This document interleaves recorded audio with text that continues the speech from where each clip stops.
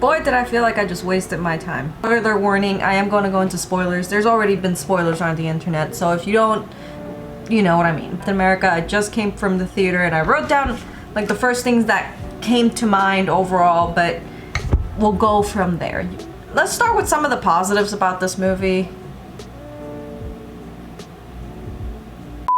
I mean, the Celestial is pretty cool. You know, there's a whole like battle scene that takes place with the Celestial in like the background. That's pretty cool. You know, you guys remember the Celestials, you know, from Eternals? No?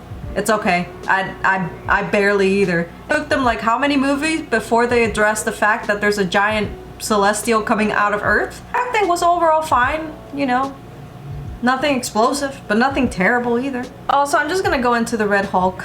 I just want to go into the Red Hulk. So the Red Hulk, even though it's on the posters, he's only in there for like 10 to 15 minutes. From what I remember, that's it. Out of 2 hours, that's all you get. You defeat him? Calm down, bro. You need to chill out. To stop the Red Hulk. Like, I'm trying to keep things in order. I'm trying not to break, okay? If you're gonna go into this movie thinking that you're gonna be seeing the Red Hulk, you are sadly mistaken, good sir. Also, I didn't buy the fact that the President of the United States of America just goes around breaking tables and stuff because he's like slowly turning into the Red Hulk. And no one thinks like, that's a little odd. Also, there's a lot of exposition dumping in this movie. I haven't seen any of the Disney Plus TV series regarding the Marvels. Ever since Endgame, I pretty much stopped watching anything Marvel related, other than some of the movies that have come out, and even then it's like I'm already losing hope, so I didn't even really want to see this movie. A lot of exposition going on to the point that it's very annoying. Just, oh yeah, you did this and this, that, and then you did that, and then this happened to you, and that's why we're so close. And we're just sitting here like, huh? Who is this person? Like, who is this guy? Who? The Falcon requires a lot of reassurance that he's Captain America. I would have loved to have seen him be very, I don't know, like steadfast and say, I am Captain America. Captain America passed the mantle on to me. But he seemed like afraid of it, but not in an interesting way. It was more like a child. Like, he needs reassurance in order for him to continue to do his work. The problem I have with this movie is that there doesn't seem to be any stakes in this movie. Like, all the fights have little to almost no consequence, and they are resolved fairly quickly. Fight scene, talk about it, and then move on to the next fight scene and do the same thing. The villain is not a real villain.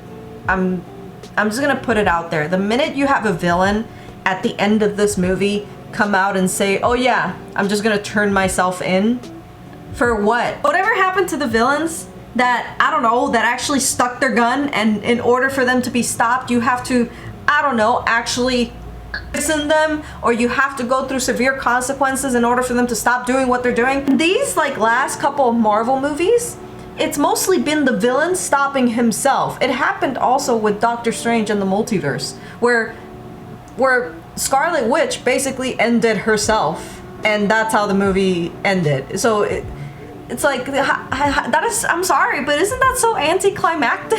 It's just, I don't find it interesting, honestly. I found it very lackluster, and the villain was wrong multiple times. Like, this villain proclaimed to be like the smartest, and every prediction that he made didn't go anywhere, or didn't happen. There's also like a lot of pressuring going on in this movie. Like, people like, well, not pressuring, it's like people, again, I think it also goes with the reassurance. It's like people are telling the Falcon that he doesn't need the serum in order to beat Captain America. Didn't notice that there's a fair amount of cuts in this movie. Like, you know, it's like some conversations just like didn't make sense, and like certain scenes like feel like kind of left wing, or they come out of nowhere for no reason. There's a lot of that. This movie feels very choppy, which is interesting for a 2-hour movie. And this is not anything against the actor. This has nothing to do against the actor. The problem is the character. The Falcon always felt like a side character, an important side character for the hero, but they never really gave him the screen time in order for us as the audience to make him believe that he is a hero. I'm sorry. I went into this movie still seeing him as the Falcon. I still went in there seeing him as the side character. And this movie was incredibly boring and it didn't help his case. These are characters that I, honest to God, I just don't care about anymore. After Endgame, I pretty much stopped caring a lot about the Marvel movies. I mostly go just to see how crappy they're going to be. This Marvel is not what it used to be, guys. Well, it's been like that for a while. What am I saying? That this movie is worse than the Ant-Man Quantumania? No, nothing can. Jesus, because that's bad. Slightly above it. But it's like, it's okay, but it's forgettable, and it's like below okay, almost like crap.